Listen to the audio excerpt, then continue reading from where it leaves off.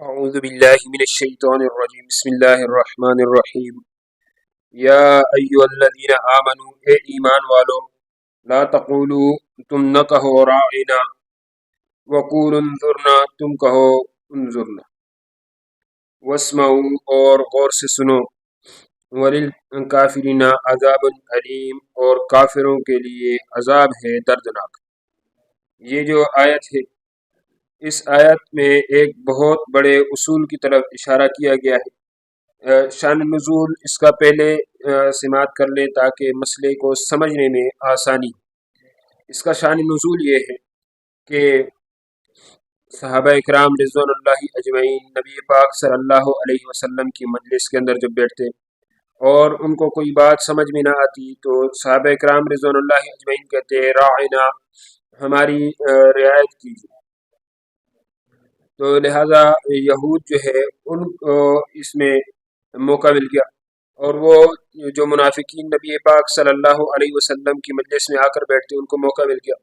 وہ یوں کہتے کہ رائنا کی جو عین کی کسرہ ہے اس کو تھوڑا سا کھینچ دیتے، یوں کہتے رائنا اے ہمارے چرواہے، تو وہ یوں کہتے، یا جو ہے تو رائنا جو ان کی زبان ہے یہود کی، اس کے اندر اس کا معنی انتہائی زیادہ نامناسب ہے۔ وہ اپنا یعنی کہ رائنا بول کر اپنی زبان کا لفظ مراد لے کر وہ غیر مناسب معنی جو ہے تو مراد لیتے۔ اس پر اللہ رب العزت نے یہ آیت نازل کر دی، یا ایھا الذین، اے ایمان والو، لا تقولوا رائنا، تم رائنا نہ کہو،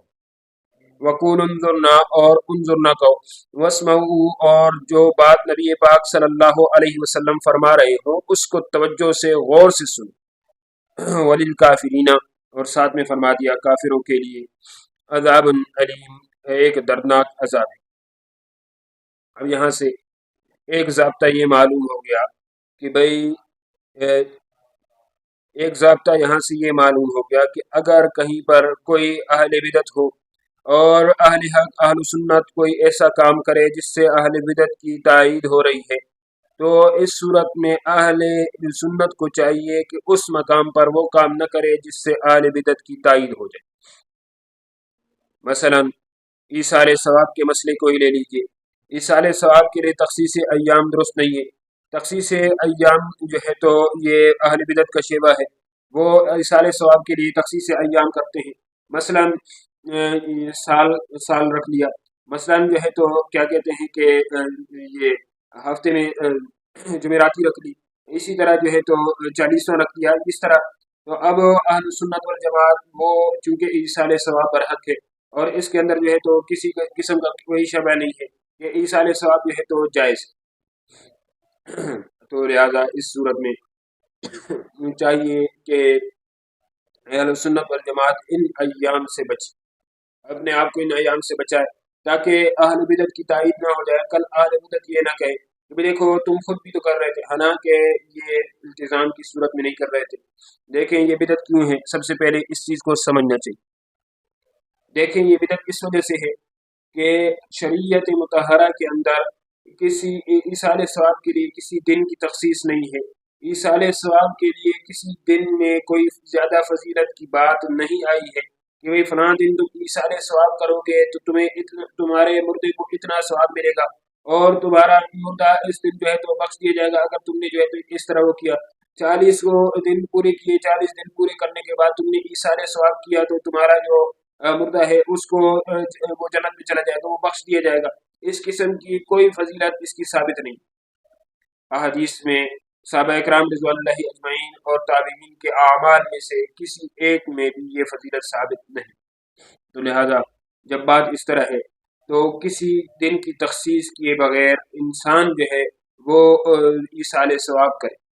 کسی دن کی۔ اگر کوئی شخص یہ سمجھتا ہے کہ جمعرات کو کروں گا تو جمعرات کو کروں گا کیونکہ یہ زیادہ فضیلت اس دن ایصال ثواب کرنے کی زیادہ فضیلت ہے، اور یہ جو ہے تو اس لیے جو ہے تو زیادہ میں اس دن ایصال ثواب کروں گا، یہ بالکل غلط ہے اور درست نہیں ہے، اس سے بچنا چاہیے۔ اب یہ دن چونکہ اہل بدعت نے اس کو زیادتی ثواب کا باعث سمجھا ہے اور وہ سمجھتے ہیں کہ اس دن جو ہے تو زیادتی ثواب ہوگی، حالانکہ اس پر کوئی جو ہے تو حدیث میں کسی قسم کا کوئی وہ وارد نہیں ہے کہ جمعرات کے دن تم اعمال کرو گے تو تمہارے اعمال کا ثواب اتنا ہوگا तुम जमेरात के दिन ये करोगे तुम्हारे सवाब तुम्हारे आमाल का सवाब इतना हो जाएगा, और तुम जो है तो क्या नाम है कि ये 40 वहीं पर तुम इस तरह करोगे तो तुम्हारे मुर्दे को बख्श दिया जाएगा। कितने नबी पाक सल्लल्लाहु अलैहि वसल्लम के सहाबा इकराम रिज़वानुल्लाहि अजमईन वो फौत हुए, लेकिन नबी पाक सल्लल्लाहु अलैहि वसल्लम की अहादीस मुबारक में किसी एक भी सही ज़ईफ़ किसी भी किस्म की रिवायत से कहीं भी साबित नहीं है कि नबी पाक सल्लल्लाहु अलैहि वसल्लम ने उनका 40वां किया हो। नबी पाक सल्लल्लाहु अलैहि वसल्लम किसी सहाबी ने 40वां किया हो, नबी पाक सल्लल्लाहु अलैहि वसल्लम उसकी 40वीं में गए हों, किसी भी रिवायत में साबित नहीं। अगर साबित होता तो फिर लिहाजा इतने अरसे से ये ताबीन और जितने भी जो है तो मुजतहिदीन हैं, इनकी जो किताबें हैं उन किताबों के अंदर ज़रूर बज़रूर इसका तज़किरा होता, लेकिन मुजतहिदीन की किताबें इस तरह, उसके बाद जो है तो जो फुक़हाए किराम हैं उनकी किताबें इस बाब से में तख़सीस अय्याम से खाली। जब इस तरह है लिहाजा अय्याम की तख़सीस के बगैर जो है तो होगा। तो अहले सुन्नत वल जमात को भी चाहिए कि वो ऐसे दिन में इसाले सवाब से बचे कि जिस दिन जो है तो ये क्या नाम है ये इनकी तायीद होती हो, और ये फिर बाद में एतराज़ात करते रहते। अगरचे अहले सुन्नत वल जमात इस नज़रिए से नहीं करते कि भाई ये इस दिन जो है तो ज़्यादती सवाब होगी, और इस दिन जो है तो क्या नाम है कि हमारे मुर्दे को बख्श दिया जाएगा, और इस दिन जो है तो ये 7 जुमेरातियाँ करना ज़रूरी है। अहले सुन्नत वल जमात का ये नज़रिया नहीं। मौलाना तारिक जमील साहब उन पर एतराज़ किया गया, हालांकि ये बात समझ लेनी चाहिए कि इनके नज़दीक 7 जुमेरातियाँ करनी होती है। वो तो जो है तो इत्तेफाकन जो है तो जुमेरात का दिन आ रहा था, उन्होंने वहाँ पर जो है तो ये नाम है कि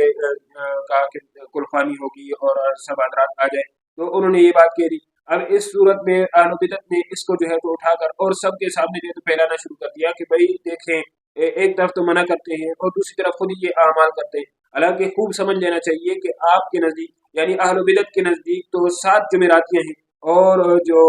तारिक जमील साहब ने जो की वो सिर्फ एक जुमेरात थी, 7 जुमेरातियाँ नहीं थी। और वो भी उनसे मालूम कर लिया जाए, उनके नज़दीक भी इस दिन कोई खास फजीलत साबित नहीं, जिस तरह के अहले बिदअत के नज़दीक साबित, यानी वो जिस तरह इसको मानते इस तरह वो इसकी फजीलत को नहीं मानते।